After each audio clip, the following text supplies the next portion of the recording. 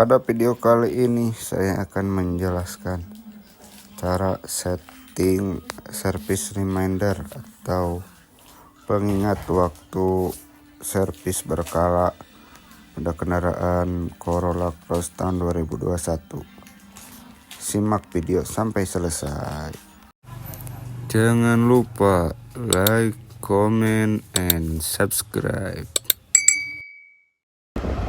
Pertama klik OK dulu, di close dulu, dan baru ke home. Setelah itu klik setting, terus ke sound, terus ke equalizer preset, lalu pilih jazz, lalu ditekan jazz sampai pindah ke halaman selanjutnya. Terus ke service reminder. Atur tanggalnya sesuai dengan yang kita mau.